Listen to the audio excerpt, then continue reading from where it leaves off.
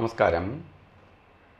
എല്ലാ മാന്യ പ്രേക്ഷകർക്കും ആചാര്യ വിഷ്വൽ മീഡിയയുടെ പുതിയ ഒരു എപ്പിസോഡിലേക്ക് സുസ്വാഗതം. ഇന്ന് നമ്മൾ പുതുവർഷത്തെക്കുറിച്ച് പറയുകയാണ്. പുതുവർഷം എന്ന് പറയുമ്പോൾ 1200 ആണ്ട്, അപ്പോൾ 1199 ആണ്ട് തീർന്ന് 1200 ആണ്ട് തുടങ്ങുകയാണ്. ചിങ്ങമാസം തൊട്ട് കർക്കിടക മാസം വരെ വരുന്ന ഒരു വർഷത്തെ ഫലമാണ് പുതുവർഷ ഫലം. പുതുവർഷ ഫലം എന്ന് പറയുമ്പോൾ നമ്മൾ ജ്യോതിഷമാസം ആരംഭിക്കുന്നത് മേടമാസം 1 തീയതി തൊട്ടാണ്. ജ്യോതിഷമാസം ആണ് മേടം 1 തീയതി തൊട്ട് മീനം 30 വരെ. ഇംഗ്ലീഷ് വർഷം ആരംഭിക്കുന്നത് ജനുവരി തൊട്ട് ഡിസംബർ വരെയാണ്. പക്ഷേ മലയാള മാസപ്രകാരം നമുക്ക് പുതുവർഷം, മലയാളികളായ നമുക്ക് പുതുവർഷം ആരംഭിക്കുന്നത് ചിങ്ങമാസം തൊട്ട് കർക്കിടക മാസം വരെ ഉള്ള ഒരു വർഷക്കാലമാണ്. അപ്പോൾ ഈ ഒരു വർഷത്തിൽ ഓരോ രാശിക്കാർക്കും ഉള്ള ഫലത്തെ നമുക്ക് നോക്കാം. പ്രത്യേകിച്ച് മേടരാശിക്കാരുടെ ഫലത്തെക്കുറിച്ച് ചിന്തിക്കാം. മേടരാശിക്കാർ പറഞ്ഞത് അശ്വതി, ഭരണി, കാർത്തിക നക്ഷത്രത്തിൻ്റെ ആദ്യത്തെ കാൽഭാഗം, ഇപ്പോൾ കാർത്തിക കാല് വരെ ഉള്ള 2.25 നക്ഷത്രമാണ് ഒരു രാശി. അപ്പോൾ ഓരോ രാശിക്കാർക്ക് ഈ പുതുവർഷം എങ്ങനെയാണ് എന്ന് നമുക്ക് നോക്കാം.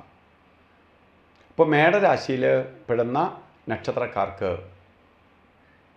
പൊതുവേ ദോഷപ്രദമായ ഒരു വർഷമാണോ എന്ന് ചോദിച്ചാലല്ല. നിങ്ങൾക്ക് കുറേ സൗഭാഗ്യങ്ങളെ പ്രദാനം ചെയ്ത് തരുമെങ്കിലും വർഷ അവസാനം കുറച്ച് കഷ്ടതയുണ്ടാവും. വർഷ അവസാനം എന്ന് പറയുമ്പോൾ ഏപ്രിൽ മാസം തൊട്ട്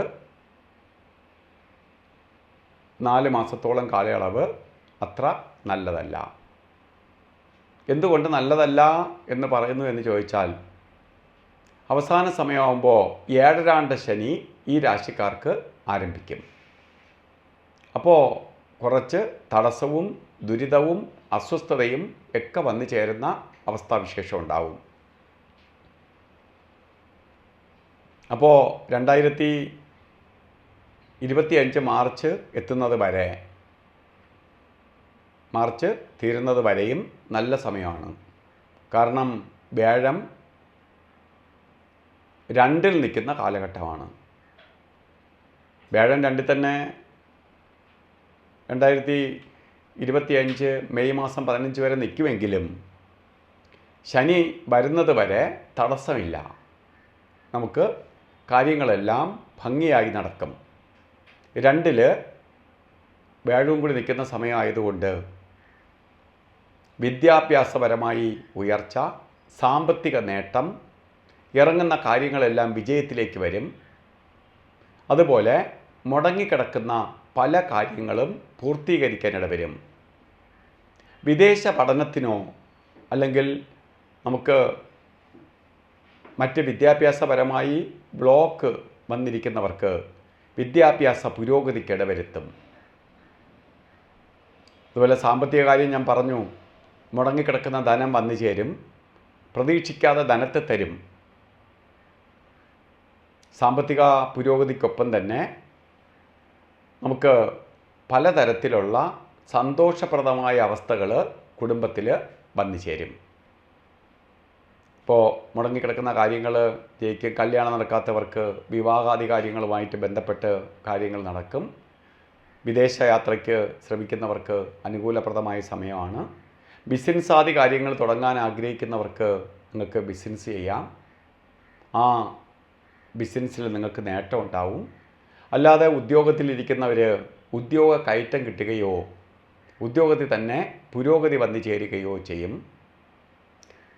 അതേപോലെ പെട്ടെന്നുള്ള സാമ്പത്തിക നേട്ടങ്ങൾക്ക് ഇടവരുത്തും.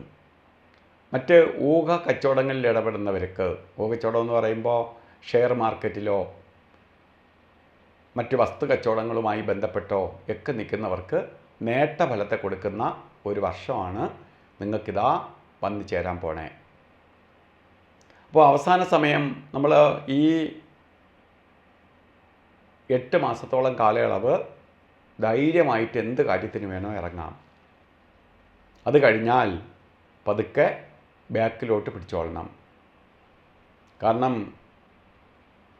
ഇടവ മാസമൊക്കെ ആവുമ്പോൾ നമുക്ക് സമയത്തിൽ ചേഞ്ച് വരും.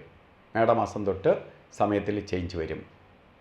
ആ ചേഞ്ച് വരുമ്പോൾ നമുക്ക് കാര്യങ്ങൾ സ്മൂത്തായി പോയിക്കൊണ്ടിരിക്കുന്ന നമുക്ക് പലപ്പോഴും ബ്ലോക്ക് ഉണ്ടാവാം.